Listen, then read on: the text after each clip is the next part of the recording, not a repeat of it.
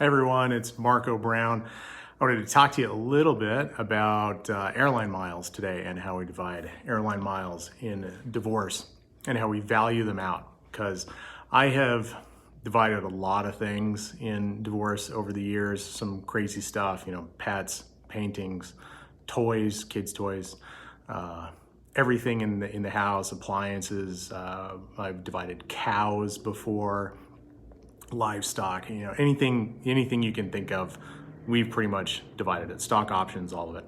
And airline miles doesn't come up that often, but when it does come up, it's kind of an interesting situation. We have to figure out how to value those airline miles and then how to divide them. And the division is probably along the lines of 50-50.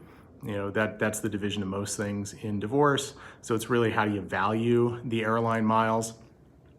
And that's an interesting question. So airline miles, most of the time, depending on what you use them for, whether you're using them for comfort class or business class, they can be up to 3, 4, 5, even 6 cents per mile, depending on how you use them.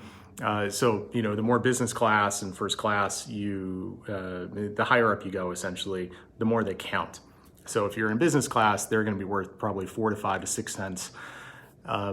First class, probably in the range of 3 to 4. Most of the time, though, for the vast majority of people who fly and acquire some points and then fly with them, it's going to be like 1 cent per mile. So that's what I've always used when I've divided these up, is just 1 cent per mile. So if you have 100,000 miles, airline miles, it's going to be, what is that?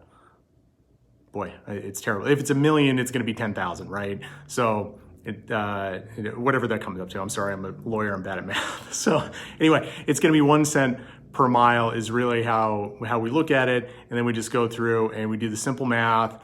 We divide that up. Now, of course, people never actually divide the airline miles in the sense that the airline miles is on a card. So you have an Amex with 1 million miles or 500,000 miles on it. You can't just divide those between people getting divorced. So what we do is we take the cash value of it and then we find some sort of offset somewhere else. So if it's 1 million miles, then somebody's owed 5 and the other person's owed 5. So we're going to find $5,000 somewhere else to kind of offset the person who's keeping all of the miles. It's really not a terribly difficult calculation, but that's how we deal with airline miles in divorce. So if you need help with divorce, give us a call. It's 801-685-9999, or check us out on the web, www.utdivorceattorney.com. If you have any questions about airline miles or how we divide things in divorce, just pop them in the comments and I will answer it on the next video.